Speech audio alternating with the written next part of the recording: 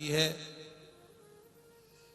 समय की अवस्था बड़ी बढ़ती चली जाती है और उस समय की अवस्था में कितने को तुम अच्छे लगोगे, कितनों को बुरे लगोगे, कोई नहीं कह सकता। यहां पर मेरी माताएं बैठी हैं, मेरी जीजियां बैठी हैं, मेरी आई हुन बैठी हुई हैं। उनसे निवेदन करना चाहूंगा, बचपन में बच्चा सोता है, मां को अच्छा लगता है कि नहीं लगता है? वो बच्चा बचपन में सोता हुआ अच्छा लगता है, पर वही बच्चा जब 24 साल का हो जाए, 25 साल का हो जाए, 28 साल का हो जाए, 30 साल का हो जाए, दिन भर घर में पड़ा रहे, सोता रहे, इसमें से कितनी मां है जिसको अच्छा लगता होगा? किसी को अच्छा लगेगा? नहीं लगेगा। बच्चा बचपन में सोता हुआ अच्छा लगता है, बचपन में सोता है तो अच्छा लगता है, पर जब समय की अवस्था बढ़ती चली जाए, उम्र बढ़ती चली जाए और वो सोएगा तो अच्छा नहीं लगेगा। समय कितना बलवान होता है, जरा सोचिए। बेटा भी तुम्हारा है, औलाद भी तुम्हारी है, पर बचपन में सोएगी तो अच्छी लगेगी, पर बड़े होकर सोएगी तो अच्छी नहीं लगेगी। उसी तरह परमात्मा कहते हैं, जो समय गया जान दो। उस समय तुम सोते रहे, कोई बात नहीं। नहीं मंदिर जाते थे, कोई बात नहीं। शिवालय नहीं जाते थे, कोई बात नहीं। पर अब तुम बड़े हो गए हो, तुमने शिव पुराण की कथा सुन ली है, तुम जाग गए हो, तो अब समय बर्बाद नहीं करना, कर्म के प्रति जागृत होना, कार्य के प्रति जागृत होना है और भगवान देवाधिदेव महादेव से प्रार्थना कर कर अपने कार्य के प्रति आगे बढ़ना है। अब सोते हुए अच्छे नहीं लगोगे, अब जागो।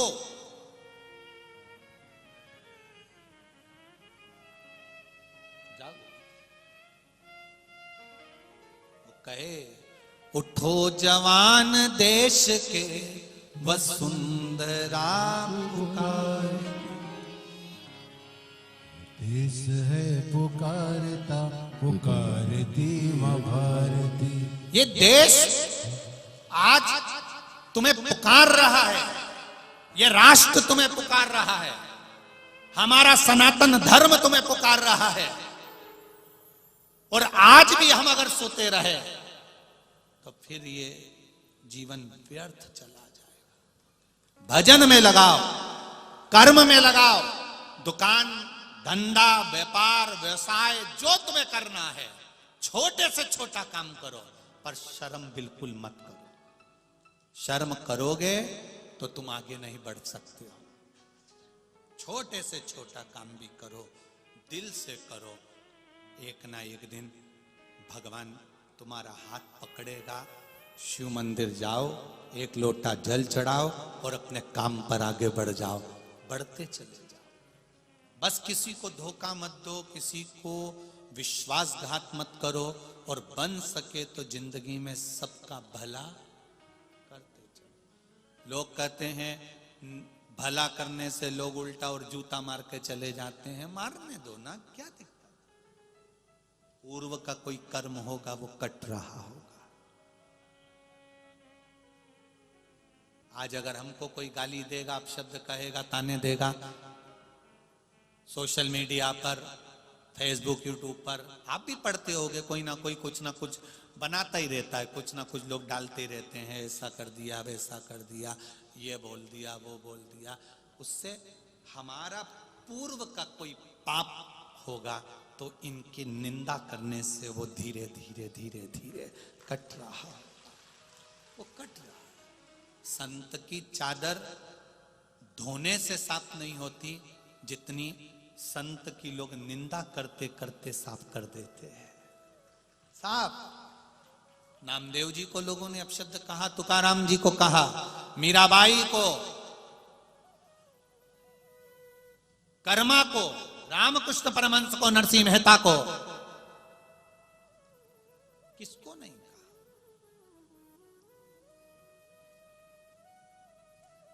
कहे कहे दुनिया, हम भगवान की भक्ति में जितने इस दिल को, इस हृदय को लगाएं, उतना सुख होगा। शिव कथा कर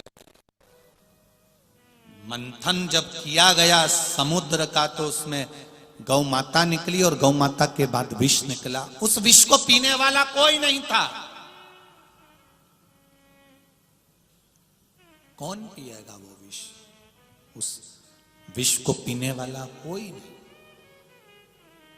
जब विष को पीने वाला कोई नहीं था, तब देवाधिदेव महादेव को याद किया गया और महादेव से जाकर प्रार्थना की गई कि इस विष को आप पी लो। अमृत पीने वाला देव है और विष पीने वाला महादेव है। घर में, परिवार में, कुटुंब में, जहां तुम रह रहे हो, वहां अगर थोड़ा भी तुमको अगर दुख मिल रहा है, परिवार के द्वारा गालियां मिल रही हैं, अपशब्द मिल रहा है, समझ लेना कि तुम देव नहीं महादेव हो, इसलिए इस विष को पी रहे हो। ये विष तुम इसलिए पी रहे हो क्योंकि महादेव हो।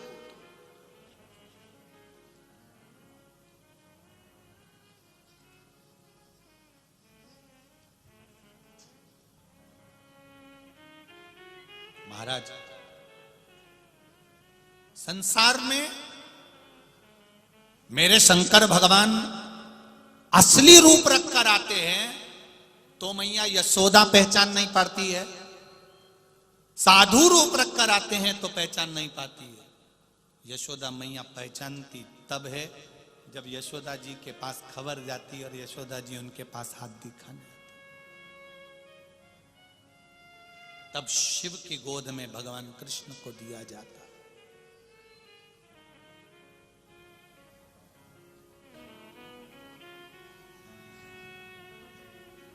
भगवान देवाधिदेव महादेव की कथा कर रही है।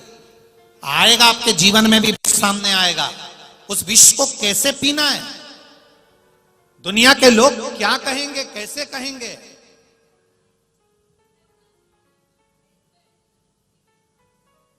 पूछना क्या बोलना चाहता आशीष? ये जीवन का एक लक्ष्य, क्या कहना चाहता?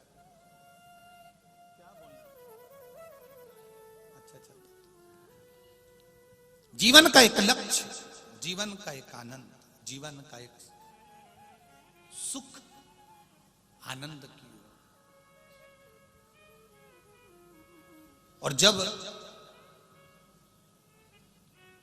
जीवन का एक सुख हमारे सम्मुख में होता है, विष पीने के बाद भी जब नाम होता है तो वो साधारण नहीं होता।